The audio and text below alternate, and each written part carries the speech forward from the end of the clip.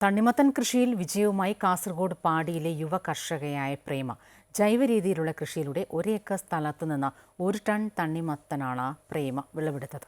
പരീക്ഷണാടിസ്ഥാനത്തിലാണ് കാസർഗോഡ് പാടിയിലെ പ്രേമ തണ്ണിമത്തൻ കൃഷി ആരംഭിച്ചത്. 1 വർഷം മുൻപ് ബംബ്രാണയിലെ 2.5 ഏക്കർ സ്ഥലം പാട്ടത്തിനെടുത്ത് 20 സെന്റ് സ്ഥലത്തായിരുന്നു ആദ്യമായി തണ്ണിമത്തൻ കൃഷി ഇറക്കിയത്. 2 മാസത്തെ കാത്തിരിപ്പിനൊടുവിൽ ലഭിച്ചത് പ്രതീക്ഷിക്കാത്ത വിളവും. ഇതോടെ 20 സെന്റിലെ കൃഷി 1 ഏക്കറിലേക്ക് വ്യാപിപ്പിച്ചു. 13 പശുക്കളുള്ള ഇവർ തണ്ണിമത്തൻ കൃഷിക്ക് വളമായി പ്രയോഗിച്ചത് ചാണകവും ഗോമൂത്രവും മാത്രമാണ്. പൂർണ്ണമായും ജൈവ രീതിയിൽ തണ്ണിമത്തൻ കൃഷി നടത്തി വിളവെടുപ്പിൽ 1 ടണ്ണോളം ലഭിച്ചതിന്റെ സന്തോഷത്തിലാണ് പ്രേമ.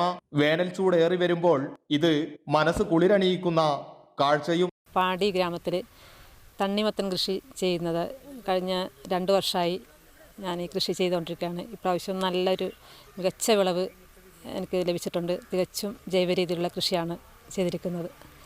പശു മൂത്രവും അതിൻ്റെ ചാണകപ്പൊടി ഉപയോഗിച്ചിട്ടുള്ള കൃഷിയാണ് ഇപ്രാവശ്യം ചെയ്തത്. അതുകൊണ്ട് തന്നെ നല്ലൊരു റിസൾട്ട് ഞാനിതിൽ നിന്ന് പ്രതീക്ഷിക്കുന്നുണ്ട്. ഏകദേശം 1 ലക്ഷം വരുമാനം എനിക്ക് കിട്ടാനുള്ള സാധ്യത എനിക്ക് കാണാൻ കഴിയുന്നുണ്ട്. കുടുംബശ്രീ CDS വഴി ലഭിച്ച വിത്തിനമാണ് കൃഷിക്കായി ഉപയോഗിച്ചത്.